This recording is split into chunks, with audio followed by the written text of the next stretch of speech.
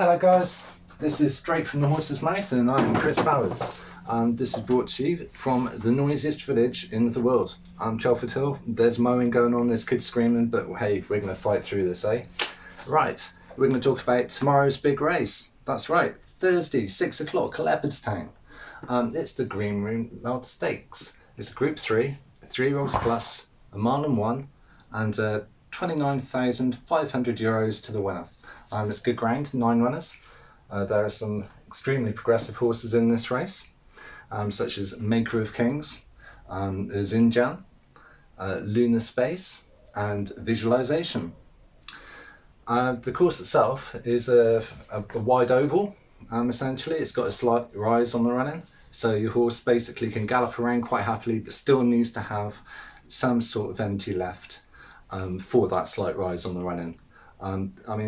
At the end of the day, drawbias.com suggests that there isn't really a massive bias on this course over this distance, but being drawn 1 is not really very good for the horse.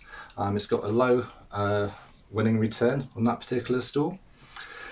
Right, when I look at previous distance winners, I can see Maker of Kings has won 1 out of 1 on course and distance earlier in the season, and Up Heli AA or Up Heli A is 2 to 3 at this distance, just not on the course. The 3-year-olds do have an advantage on the weights, which is probably for the best as they're obviously smaller and still growing. So I spent some time working out these horses for you, and today we're going to talk about each of the horses in turn, analysing them. There's only 9, it won't take too long. It's a bit of a longer format than what I'm normally going to do, but there's only 1 race. So here we go. Lunar Space is quite a progressive animal. However, he's best suited to about 7 furlongs. I don't think he's going to get a mile and one, looking at his form. Visualisation is extremely progressive horse with a low weight. His win in a mile 16 runner handicap in April was good form. He carried 9 stone 11 that day, and he won by 2 3/4 lengths. And that was actually pulling away from the field, you know. So theoretically, he could actually have won further. The time was slow, so this really does suggest that he didn't have to push himself, you know. He won well on heavy against another big field in the handicap at the Curragh in May, and this run showed he had enough stamina to basically complete that type of race in that fashion. He also beat older horses, which is significant in its own right, isn't it, in this race? I think he can probably be forgiven last time out, because although he has stamina, I don't think that a mile 2 is suitable for him. I think it's just a tiny bit too far. And over 79 furlongs, I was looking up his sire, and his sire has an excellent record with a 29% hitch rate at this distance, and that's over all runnings, you know, so that's really good. Right, we're going to talk about Up Heli AA or Up Heli A. If anyone knows how to pronounce this yet, can they let me know, because it's been tripping me up all day.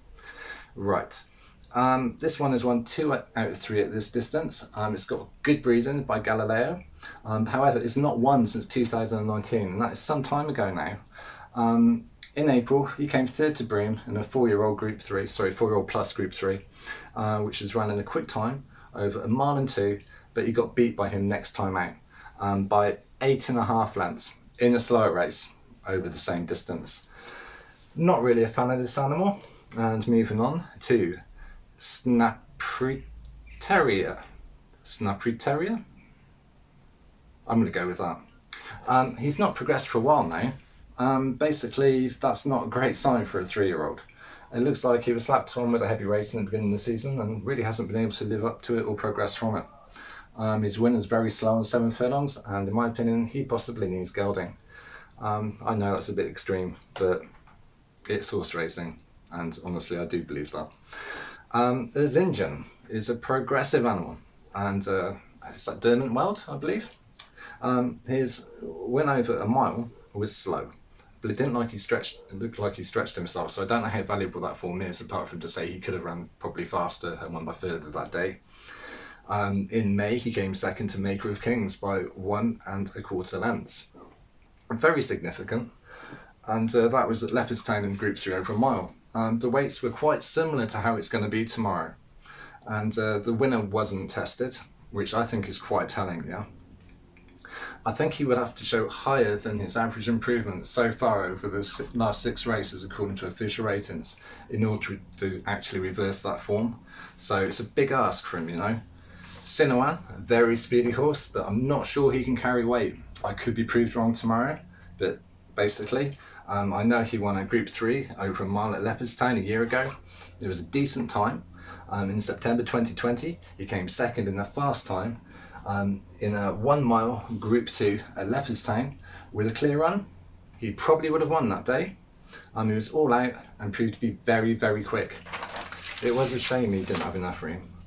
The last 2 times, he's been beaten by 3-year-olds carrying less weight, which is significant because the 3-year-olds have got a weight advantage tomorrow and he's carrying a lot of weight. It's a big weight again this time, and with an extra 1 furlong, this will not help his cause at all. Maker of Kings looks to be a very, very good horse. You know, he's still progressing at the age of 4.